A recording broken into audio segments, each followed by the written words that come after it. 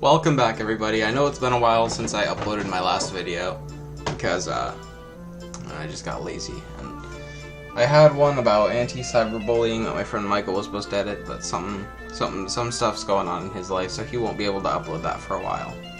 And I was also going to make my own little parody anti-cyberbullying PSA, but the person I was going to film with that, Mason, is up in Georgia filming something with The Voice. I have no idea what that is since I don't have cable. Who can say where the road goes, where the day flows, only time. Anyway, today we have a special vegan, and I think I'm being a little bit loud. So, in honor of that, I have some pepperoni here. Every time he says something about killing animals, I'm going to eat this dead pig, because he's gonna kill an animal for it. That's very nice. Skin off and turning you into my new fucking wall.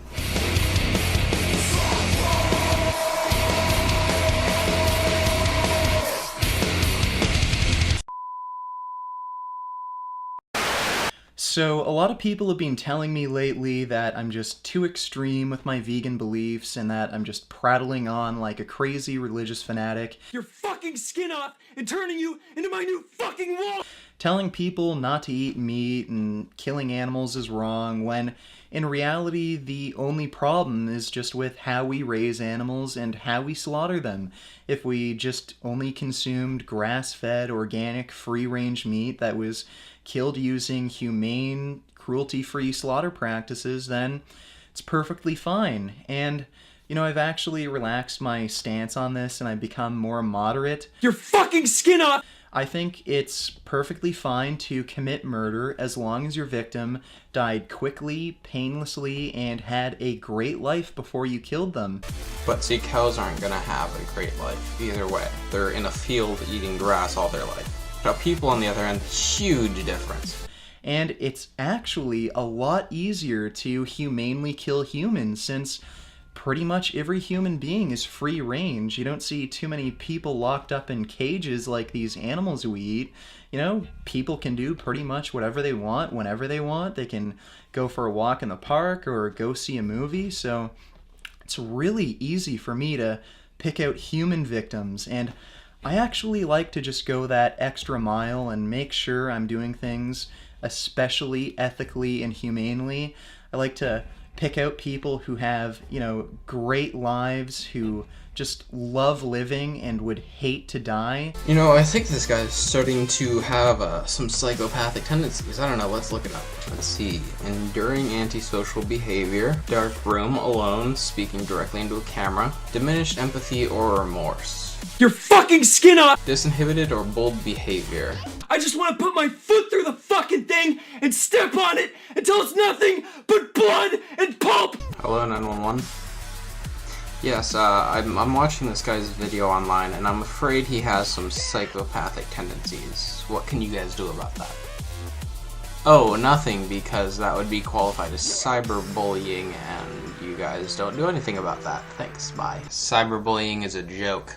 People with big, loving families, maybe a wife, husband, kids who would be absolutely devastated if they died, and if they have a job that they love and a great growing career and just, you know, so much great things to look forward to and a great life ahead of them, then I single out those people, wait for a perfect opportunity when they're all alone, and I just walk up behind them and just bash them over the head with a steel baton. They didn't even know it's coming. They're out cold instantly, so it's perfectly humane. What if that doesn't work and you don't get knocked out instantly? No, what you should do is grab a knife, you know, the one you always like to show around. Shove it right up there. It goes all through the brain and just start wiggling. Start clearing out the brain.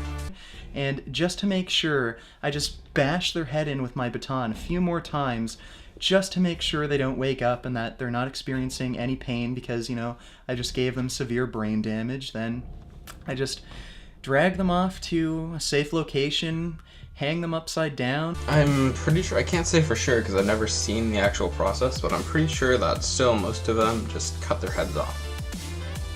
you don't have any feeling, and I think you're alive for a couple more seconds, but I don't know if you'd feel pain, but I'm pretty sure you'd still be alive for a few more seconds because the fluid is still in your brain.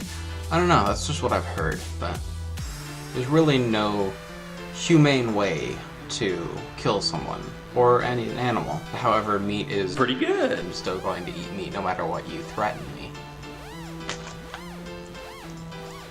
Cut open their throat and just make sure their blood spills into a big jar, and then I cut them up into little pieces and keep them in my freezer. This is starting to remind me a little bit of Jeffrey Dahmer. And I think it's actually more humane to go after children because there's just so much for them to look forward to, you know? Yeah, this is starting to sound a lot like Jeffrey Dahmer's reincarnation, because this is exactly what Jeffrey Dahmer would have said.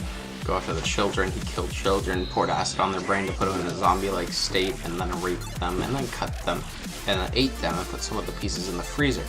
There's so many great opportunities that you can just take away from them, and especially like teenagers who are first starting to date and experiencing love for the first time in their lives. It's just so humane to kill them at such a great high point in their life. So that's not when we usually kill cows. We kill them a little bit later in their life. You have to remember, the aging cycle of an animal is a lot different than a human. By our teens, I don't know exactly, but it's probably in the 20s or 30s equivalent of an animal. Yeah, I think humane, cruelty-free slaughter is great. I support it, and I hope all of you live, great, fulfilling lives, because, someone like me just might come around and take it away from you. And Mr. Vegan Gains, someone like me may just cut out your intestines while you're still alive and shove them down your throat so you can have a piece of meat. Beef. What a relief.